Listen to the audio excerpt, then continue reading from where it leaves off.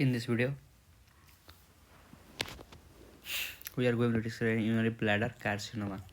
So first of all, understand like urinary bladder एउटा के हुन्छ हाम्रो वाटर स्टोरेज हाम्रो एउटा ट्याङ्क हो, ठिक छ। अनि यसमा के हुन्छ कि हाम्रो एउटा प्रोटेक्टिभ लेयर छ, ठिक छ।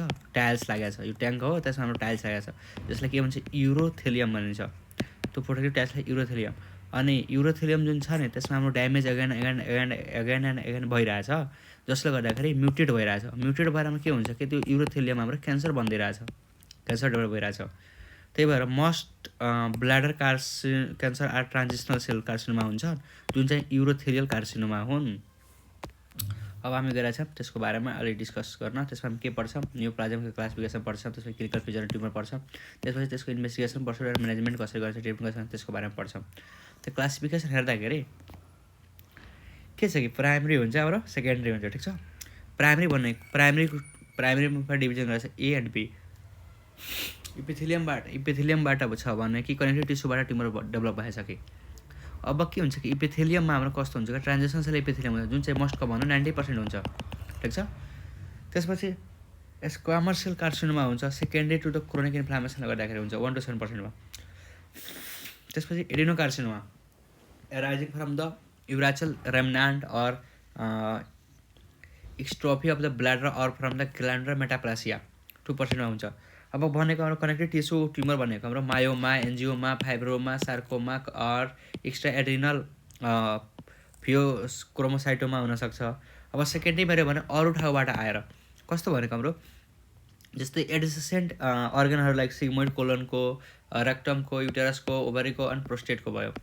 अब रिस्क फ्याक्टरमा हेऱ्यो भने सबभन्दा बढी रिस्क फ्याक्टरमा स्मोकिङसँग हुन्छ, 2 to 5 times increase the risk factor smoking पेसेन्टमा छ भने।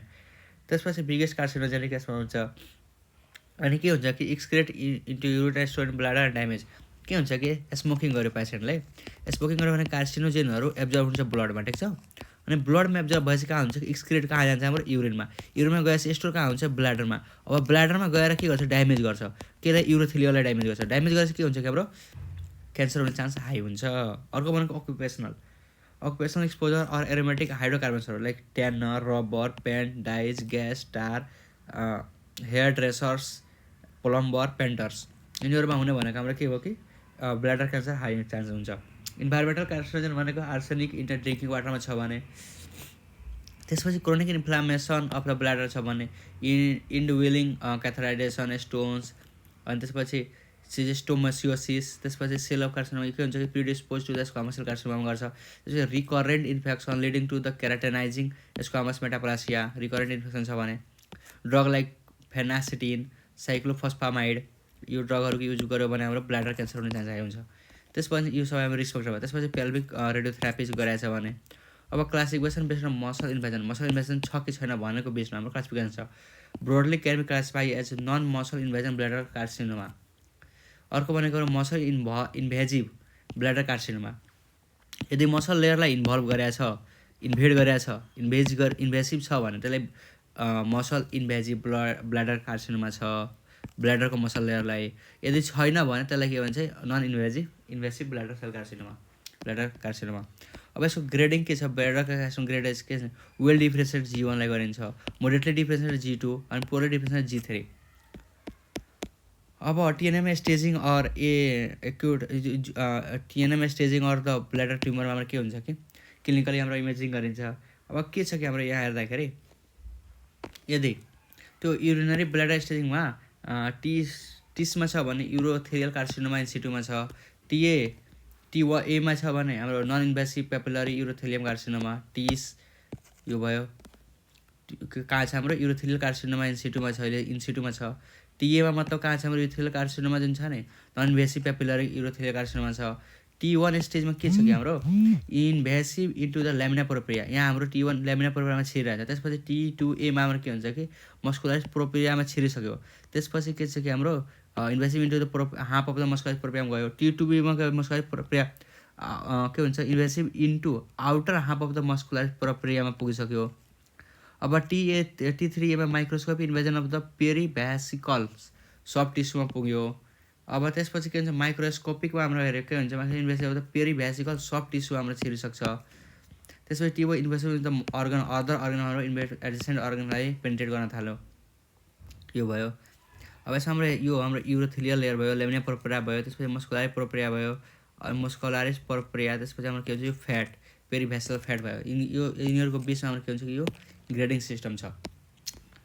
स्टेजिङ अफ डाइभर्टिकुलम, त्यसपछि के छ कि हाम्रो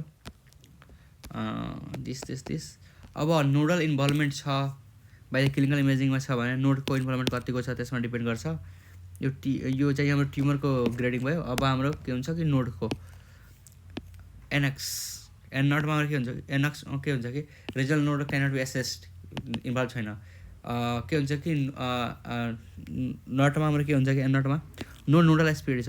एन1मा के छ single regional node like true pelvic hypogastrium obturator or extra iliac or presacral lymph नोडहरू इन्भल्भ छन्। त्यसपछि अर्को भनेको एन2मा multiple regional lymph node like true पेल्भिसमा हाम्रो देखिरहेछ। त्यसपछि एन3 SP to common iliac lymph नोडसम्म पुगिसकेको छ भने त्यसपछि भनेको मेटास्टासिस छ कि छैन। Tumour metastasis no distance metastasis छ। M1 M2मा के छ कि M1A मा हाम्रो डिस्टेन्स मेटास्टासिस प्रेजेन्ट छ, तर M1मा के हुन्छ कि distance metastasis present limited to the lymph node beyond the common ilium इलियकभन्दा हाम्रो इलियकको आसपासमा मात्रै छ भने M2मा नो M1B मा के हुन्छ कि no lymph node distance spread भएको छ भने क्लिनिकल प्रेजेन्समा हाम्रो हेऱ्यो भने के हुन्छ कि हेमाचुरिया हुन्छ। 85% हाम्रो के हुन्छ कि पेनलेस हेमाचुरिया हुन्छ। अनि store lots of the frequency urgency and dysuria recurrent UTI may be present हुनसक्छ। Hydronephrosis if the tumour obstruct the urethral orifice. Rarely patient present with the flank pain weight loss or pelvic or bone pain lower limb oedema in the advance केसमा हाम्रो हुन्छ। त्यसपछि investigation के गरिन्छ urine analysis गरिन्छ, cytology culture गरिन्छ। त्यसपछि के छ कि हाम्रो ultrasound scanning in the intravenous युरोग्राम गरिन्छ। त्यसपछि क्रस सेक्सन इमेजिङ हुन्छ CT urography or MRI of the bladder. CT युरोग्राफीमा अप्पर ट्र्याक डिजिजहरू देखिन्छ एन्ड एसेसिङ द के हुन्छ नोडल मेटास्टासिस छ कि छैन। एमआरआईमा सी इन्भेजिभ फर द स्टेजिङको लागि गरिन्छ। एमआरआईमा इन्भेजन छ कि छैन भने स्टेजिङको लागि एन्ड स्टेजिङ देखिन्छ। त्यसपछि साइटो युरोस्कोपीमा के हुन्छ साइटो युरोस्कोपी द बायोप्सीमा हाम्रो गरिन्छ। अब के हुन्छ कि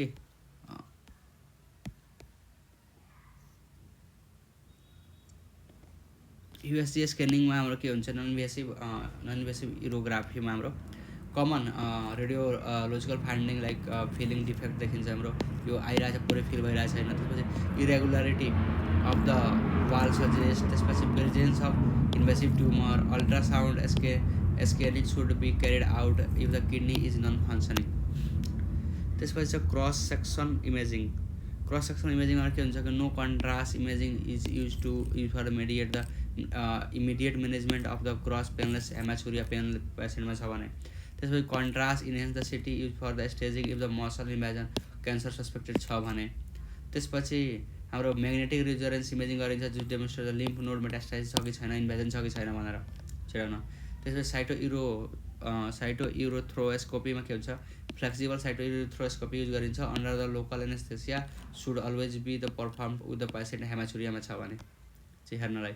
त्यसपछि के छ कि हाम्रो management of the non muscle invasive bladder कार्सिनोमामा के हुन्छ कि ट्रान्स युरेथ्रल रिसेक्सन गरिन्छ। इनिसियल म्यानेजमेन्ट हो perform with the rigid cystoscopy under general anaesthesia for the smaller solitary tumours less than 3 cm के हुन्छ en block resection done 30% of chance of the early recurrence following initial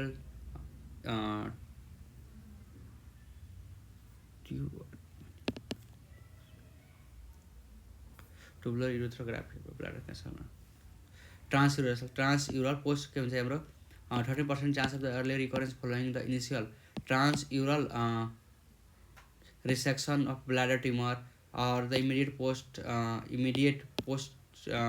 transurethral resection of the bladder tumor dose of the Mitomycin C should be installed into the bladder. अर्को भनेको management of muscle invasive bladder carcinoma हाम्रो के हुन्छ कि risk stratification done गरिन्छ basis grading and staging of the number of the size.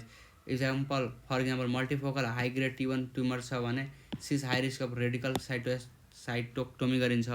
अनि solitary low grade TA tumour छ भने लो रिस्क रेगुलर साइटोस्कोपी गरिन्छ। सर्भिलेन्स फर इमिडिएट रिस्क छ भने 6 विक इन्ट्राभेसिकल माइटोमाइसिन दिइन्छ। अर्को भनेको त्यसपछि के हुन्छ कि हाम्रो repeat transurethral resection bladder tumour 2 to 6 week after initial TURBT for the those who with high grade के छ हाम्रो T1 tumour for the residual tumour छ भने।